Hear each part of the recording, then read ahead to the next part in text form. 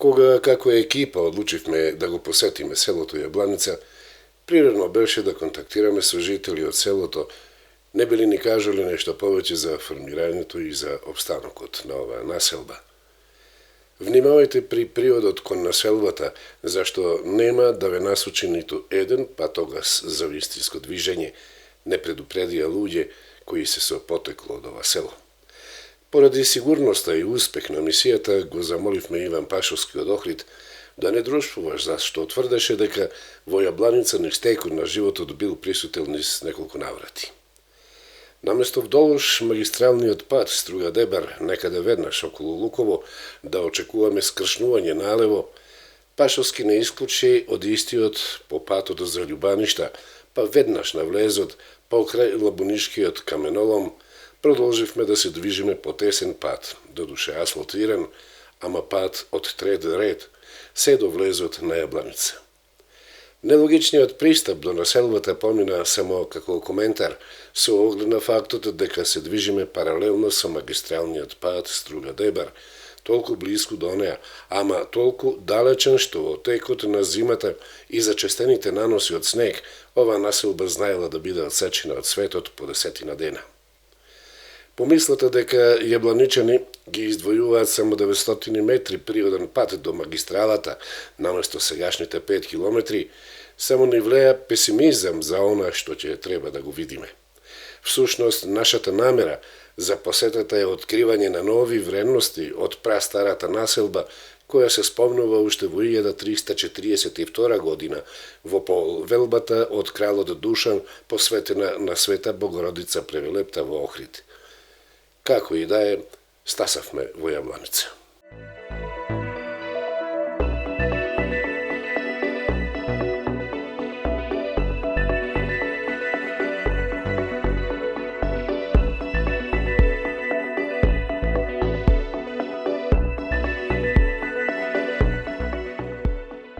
По претходен договор за нашето доаѓање на Јабланичкото сред село не пречека Насто Палиовски, доскорошен градежен работник и повратник од западните земји, денес пензионер. Времето на посетата од длабоката есен дозволи во неговиот дом да почувствуваме мирис на жолта дуња и да скршиме некој овогодишен орев за мезе, исто кој што туку ги собрал. Ни раскажуваше како успеал од напуштениот и трошен дом да создаде место за пристоен повратнички живот, со фрлање на акцент на градежните потвати, кога истиот го проширил за неколку пати. Ова што го гледате, сам сум го изградил од ѓонија до чатија. Дури и градите за чатијата сум ги подигнувал сам со неколку слегувања по градежните скали. Тоа ми беше замислата. Најпосле да го трошам времето во нешто корисно за моето родно огниште, ни кажа Палиовски.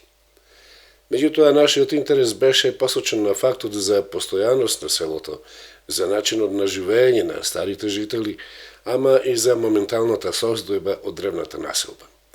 Почувствувавме дека Палиовски има желба да ни раскаже се само во еден здив, ама ние знаевме дека вечната историја за постоење на населбата и за нејзино прераскажување ќе биде потребно многу подолго време или во крајен случај да ги пренесуваме зборовите на нашиот домаќин.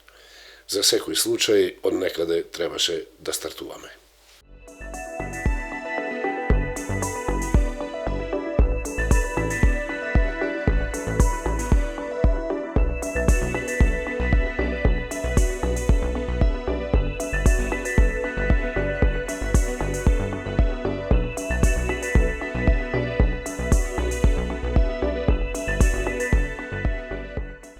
Населбата Јабланица безмалку е лоцирана на средината од величенствениот планински венец Јабланица со должина од 50 километри.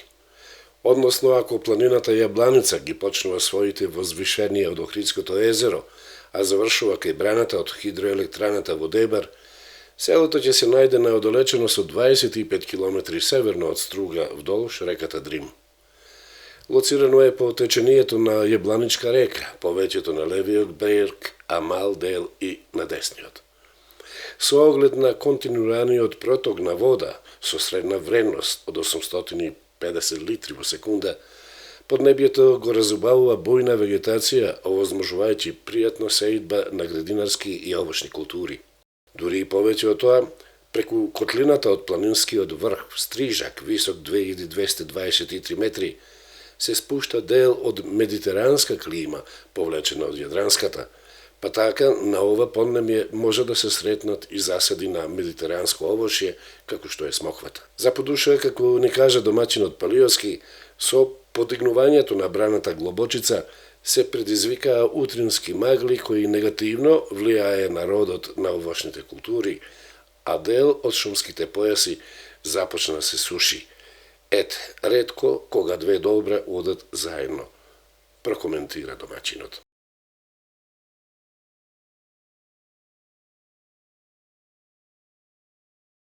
Ние имаме дел морска клима од Албанија што иде така, ветрот кога мават од Јадранско море тука во тоа и се јавуваат овде, значи јадранска клима.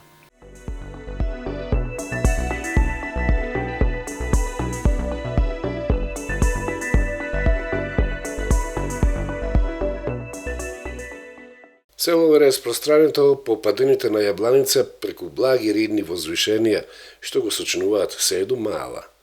Токму од таа причина, старите жители го нарекуваат како Мала Кина, зашто е распространето во должина од безмалку 5 километри со широчина до 3 километри.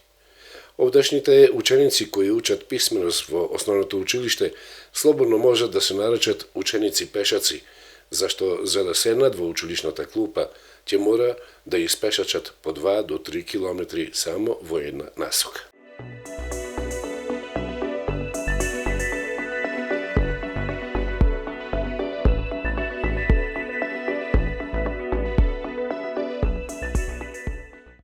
Секоја мала поседува своје средсело, ама имаме и главно средсело помеѓу првите и трите главни мала, кои го нарекуваме збориште, ни кажа Палиовски. Горна Мала, Долна Мала, Шајно Мала, Осојница таа таму, или сега и викаат Асовци, ама таа е Осојница, зашто е во Осој, нели во Осој. Па Бојко, па Ченгиле Миле Мала. Значи тие се 6-7 така. Со оглед на фактот дека во нашиот домаќин лежи печалбарско искуство, а со тоа и статус на повратник на родниот праг, Палиовски ни кажа дека самиот си дозволил доградба и проширување на сегашниот дом. Како поинаку би кажал добродојавте во мојот дом. По разгледувањето на комфорот го замоливме да ни каже уште неколку зборови за животот на старите жители од Јабланица и да го замолиме да не прошета низ јабланичките јалици, се разбира со автомобил, зашто ако ќе нисате пешки, за до крајот на последниот дом ќе ви биде потребно еден целосен ден. Ние Јабланица, само Јабланица имала над 3.500 овци, над 1500 крупен добиток и над 30.000 перјаста живина. И тука било богатството во тоа време. Имало и виноград, имало и ова, она, сите тие работи имало се. Значи со сточарство и земјоделие. Да, земјоделие. Има, ова место се раѓа, само треба да се обработи. И печалбата, значи по еден од фамилијата оделе на печалба, дали во Турција, дали во Влашко, дали во Персија и сето тоа. Седевме во возилото од нашиот домаќин. Тоа беше како прилика за посматрање на селската архитектура, низ која забележавме дека станува збор за цврсти градби, често одржувани, ама со намален интензитет на така наречените истурени, широки и долги чардаци, како што е случај во соседна Деберца.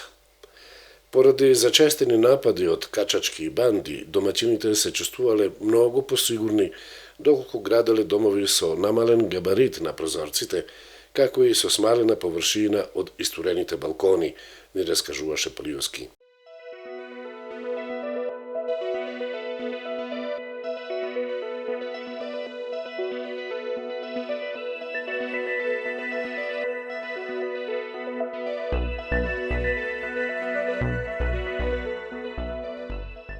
Точно преку сите мала во Јабланица поминувал крак од римскиот пат кој преку Лукавца завршувал во Скадар, кој пак представувал збир од патиштата од Риека, Дубровник и Мостар.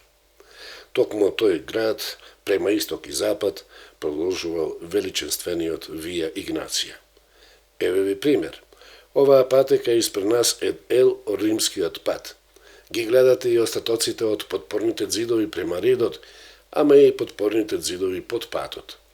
Сега веќе ви е јасна сликата како качанските групи од Албанија брзо и лесно пристигнувале до Јабланица, извршувајќи ја притоа замислената мисија за кражба на стока, добра и храна од овтежните домаќини. Нивниот тереј најповеќе се чувствувал низ духовните објекти, кои во Јабланица ги има многу, кога ги плячкосувале, а често и спалувале, за да ги поништат доказите за терор.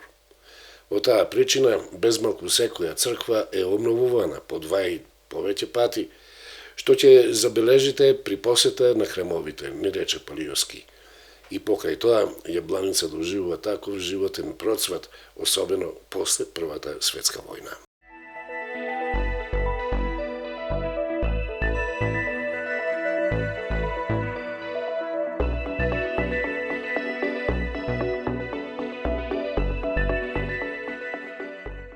Поради питомоста на планинскиот венец Јабланица, истоименото село е пребогато со вода, ни раскажуваше Палиовски. Овде на само еден ар површина задолжнително ќе наидете една река или изворска вода. За домаќините воопшто никогаш не била пречка сами да си соберат, односно да си каптираат вода во сопствениот двор. Еве овде има остатоци од првата селска чешма, која ја изградиле властите на Стара Југославија, веднаш по Балканските војни во 1914 година. Многу подоцна, во модерна Македонија, со средства од Европската Унија, направен е и првиот цевковод до домовите од најбројното мало.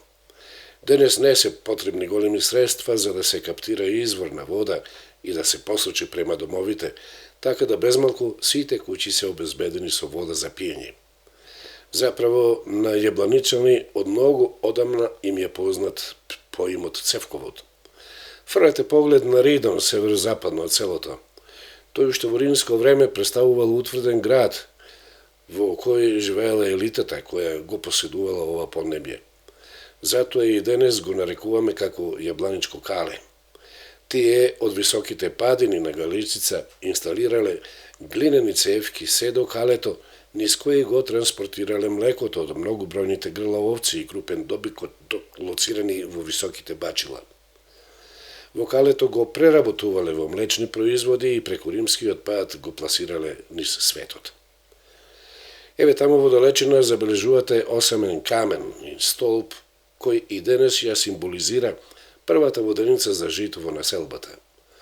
Овде имаме и друга воденица која што се уште стои на собствените темели, иако не е повеќе време и користена, од причина што дошло до судир на имотно правни интереси на сметка истекот на јазот, односно одливот на веќе искористената водена енергија.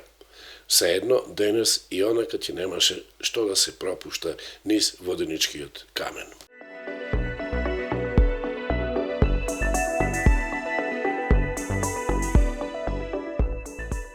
Току сонцето низ источните предели на Јабланица заоѓа рано, а ние имаме обврска да посетиме и неколку духовни објекти во селото. Како што каже нашиот домаќин, во населбата можеби немаме организирана местна заедница, ама пак затоа имаме добро организиран црковен одбор, кој се грижи за сите цркви подеднакво. Сега пред заод на сонцето, можеби нема да затекнеме старешини на верските објекти, но за да се забележи локацијата и пристапот кон истите никогаш не е доцна. Од друга страна, денешниот ден не припаѓа на ниту еден светител од многубројните во Јабланица, па и не очекуваме прилив на верници, појасни Палиовски.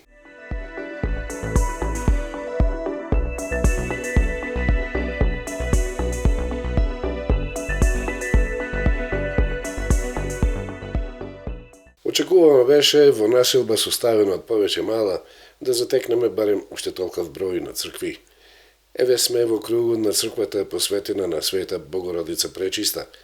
Забележавме дека добар дел од вечните жители почиваат во кругот на црквата. Забележавме стари споменици од пред неколку векови, како што е овој изграден во 1828 година, што асоцира на постар датум од формирањето на храмот. Имавме сознание дека во внатрешноста на црквата постојат икони изработени од Дичо Зограф во 1843 година. Храмот Света Богородица Пречиста ја носила судбината од зачестени плячкосувања и опожоварувања, со оглед на фактот дека е лоцирана до самиот крак од римскиот пат. Токму од таа причина, црквата е возобновувана најмалку 2 до 3 пати, па дури преосветена во 1978 година од тогашниот митрополит Дебарско-Кичевски господин Ангеларий. Ова ричето тука е Свети Никола се вика. Тука има зола и пештера која. И оние куќите тука било она и овај цел, зато се вика ова место во Топлец. Тука бил Топлечкиот манастир. Од академците она и она куќа се ондека, оние две куќи. Од академик Милан Ѓурчинов, инаку домазетелски се викаја тие, али Ѓурчинов по деда му го мене е презимето. Милан и Александар Ѓурчинов академци се во Скопје. Се чини дека црквата Свети Преполовение низ историјата ја доживува истата судбина како и претходната, можеби и покатастрофална. Верниците од селото Јабланица само знаеле дека тука во близина на патната чешма, во проширениот дел од римскиот пат, постоела црква. Ја возобновиле од темел во 2003 година, фреско живописот се уште не е поставен.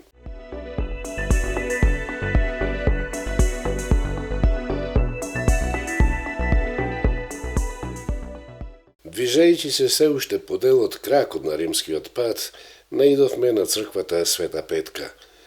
Старите присетувања укажуваа дека тука имало црква. За почеток изградивме спомен обележување со крст од дрво, но често ни се палеше поради употребата на свеќи и одлучивме да изградиме пристоен храм за вдомување на светијата, ни раскажуваше домачинот. Од десната негова страна постои извишување за кое се мисли дека станува збор за гроб кој поради почин на починатиот, кој да бил, не смеја се померува. Интересно, рид со скромна височина, а на врвот дознака дека можеби во внатрешноста од истиот се крие голем објект, продолжи Палиовски. Како Света Петка се наоѓала на самиот римски пат, можно е верниците за да ја заштитат од плячкосување, ја покриле со земја. Заштита од ваков облик постоел во Македонија.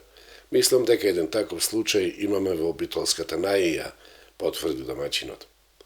Арно ама електронските скерини за подземно посматрање се уште не се дораснати за исполнување на ваква задача, а работењето по принципот на искуп на земја е скапо, уште повеќе што би морало да се вклучи археолошка институција. За сега црквата посветена на Света Петка, која е возобновена во 1994 година, ќе укажува на свето прастаро место во Јабланица. Црквата Свети Илија е оддалечена од средишната точка на селото 6 километри и е на 1350 метри надморска височина. Према верските верувања важи како спасител на селото со оглед на успешното одбивање на качачките напади. Во најмалку 2 обида за напад и кражба, пред да се доближа до храмот, следувало толку силно невреме од дожд и град, што напаѓачите одвај успевале да се вратат назад живи. Секоја година, една недела после Крстов ден, односно на крајот од септември, јабланичани доаѓаат на овој простор, положуваат жртва од една единка на крупен добиток и со црковен ручек ги послужуваат сите верници. За последната година, кога се случило тоа, на импровизираната црковна трпеза биле послужени 2500 верници. За таа намена овој огромен простор многу брзо го адаптираат членови на кумството, кои за секоја година ги бира црковниот одбор. Во својот круг црквата поседува и рекреативен дел кој е обезбеден со вода за пиење и широки и тревнати површини кои служат за рекреација. Чест е случајот јабланичани да кампуваат на овој терен, особено за илинденските празници, како и за спомнатиот ден со положување на жртва, каде се мисли дека е ден на спасот на селото Јабланица.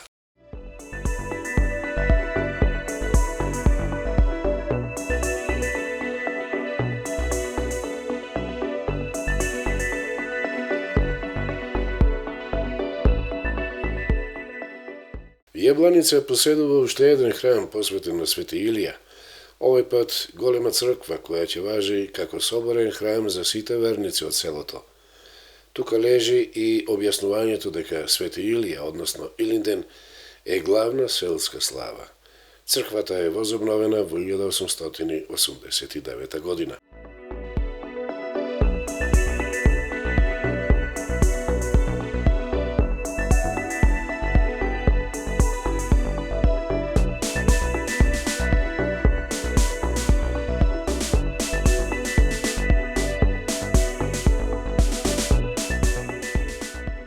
Селска слава ни е Илинден, 2 август ни е Илинден, а инаку сите слави, тргнувајќи од домашни слави, Пречиста, Свети Ѓорѓија, Свети Никола, Петков ден, Митров ден, па Ѓурѓов ден, Великден, тоа се, ево, видовте, тека се оди таму раздвижено, па тука една од најпопуларните сега е Свети Јован.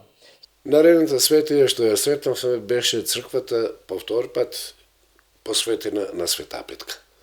Најпрво како Параклис изграден 1994, а потоа завршена и обложена со камен во 2002 година. Во меѓувреме во нејзиниот атар влегува објект за мобилната телефонија, која нарушува хармонијата помеѓу светоста и човековата животна динамика. Навистина потребни се и телефони, ама баш и не морало да се наседи преку црковен имот.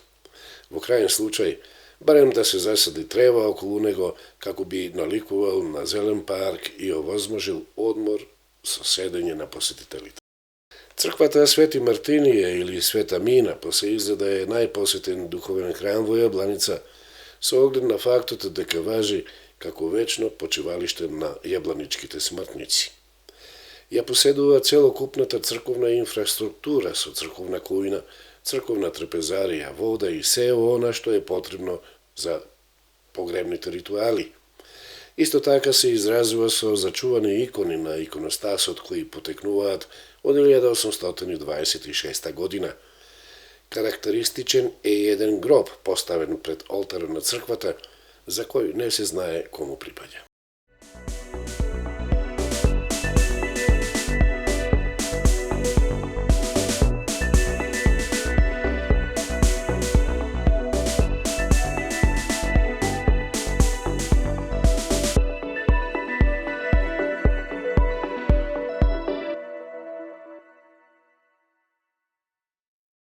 Преку едно благо возвишение гордо се надвисува црквата Свети Никола. Изградена е преку Параклис во 1996 година, а незината подлога се истоветува со подлогата од црквата Света Петка, извореден примерок од убав верски објект, кој исто така е често посетуван.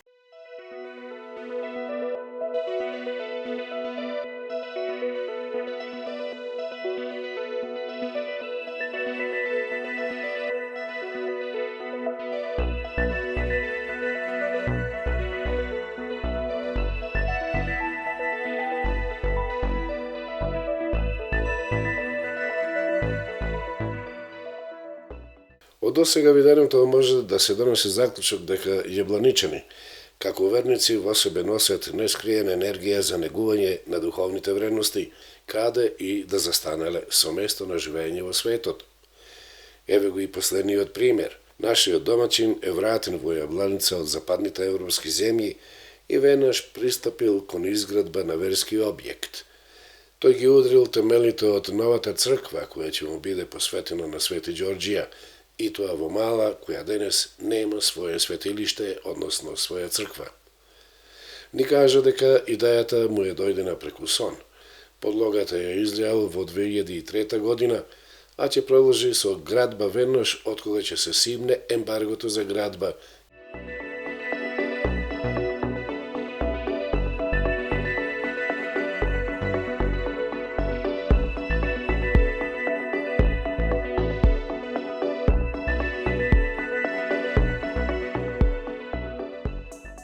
Беше логично да го забележиме и Свети Јонскиот базен, кој исто така е значаен за духовниот живот на јабланичани. Лоциран е во простор на селото и преку извор на жива вода, доволно простран, како истовремено преку него ќе поминат кумовите од сите честни крстови, за да ги преземат истите од оние кои ја газеле светата вода предходната година. Светијонскиот базен е исполнет со вода преку целата година.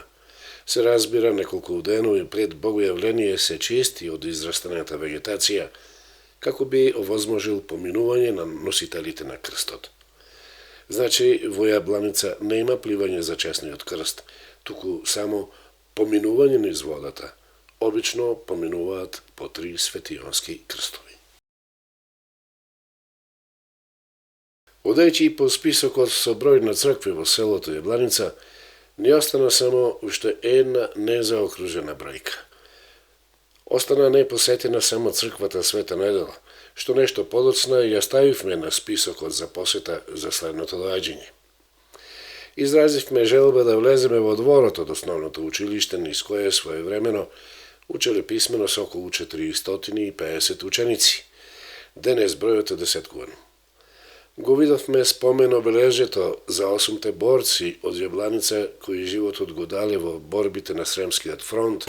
Ова е во чест на 8 јабланичани што се погинати на Сремски фронт.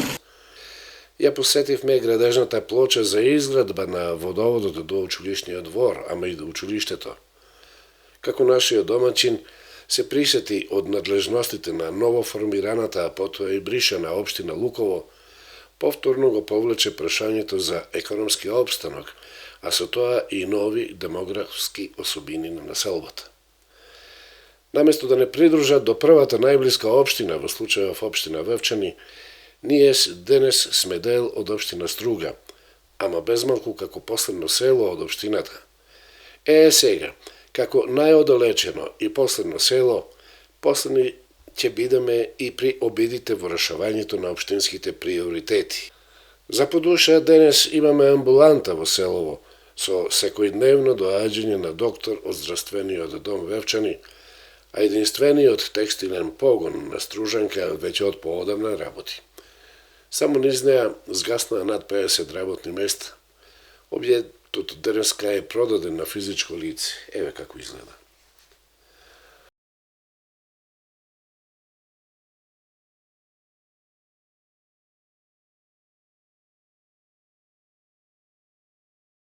А она долу во коријата што гледате е при Скупштина со својот ископ на јаглен.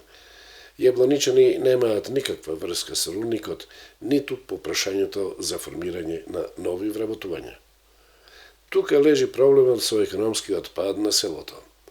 Еве погледајте, во овој објект порано беше лоцирана една од 4 продавници во Јабланица, низ кои сите нудеа од шајки, клинци и плочи за подкојување на крупната стока, гориво за газените ламби, па се до различни платна и басми. Трговците работеа одлично. Да, и денес има продавници низ Јабланица, ама како што забележувам, зачестено се деслоцираат и зачестено ги менуваат собствениците. Тие отворено коментираат дека со понуда на неколку разладени сокчиња, со понуда на чибрид, смоки и соленки, не се брка бизнис.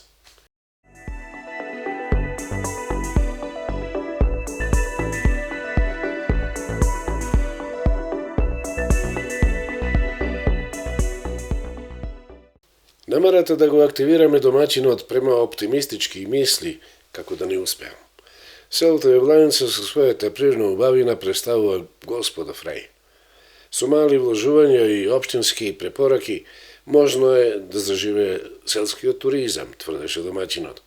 Уште повеќе што селото поседува непроценливо богатство од потенцијална енергија поради водените ресурси, како и неизмерно шумско богатство кое своевремено го хранеше производството на европски познатиот буков паркет.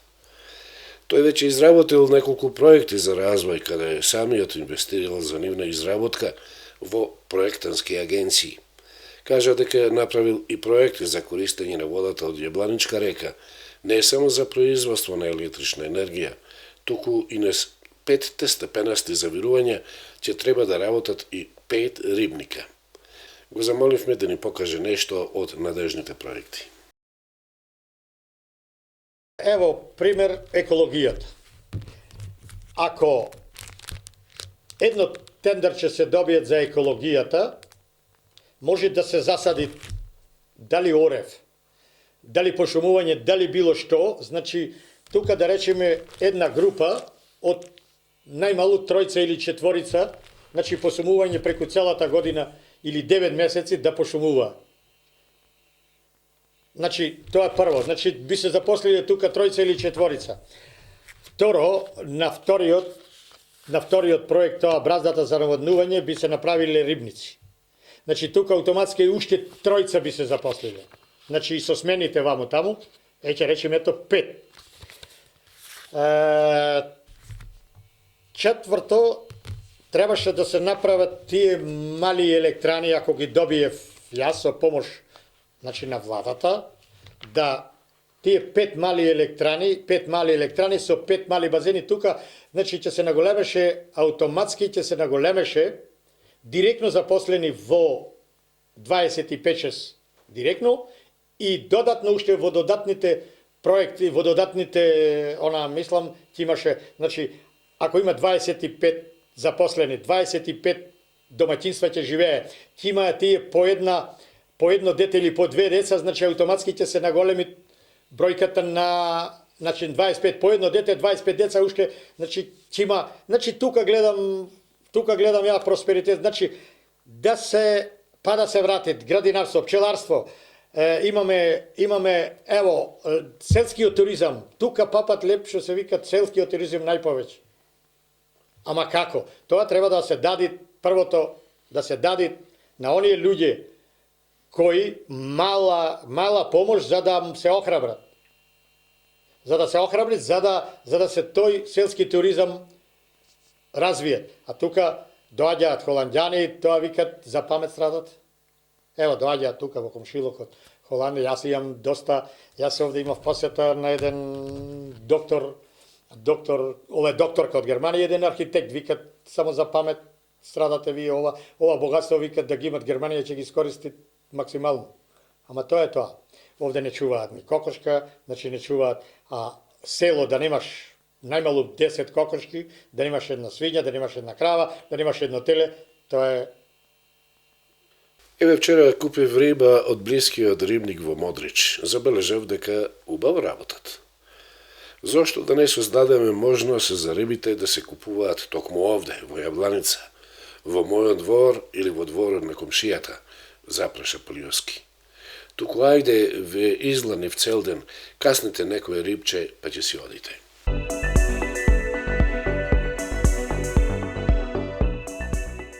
Заминавме, ама ветивме дека ќе дојдеме пак.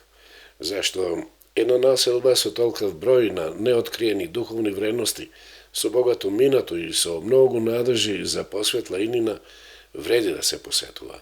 Дотогаш бидете ни здрави и живи.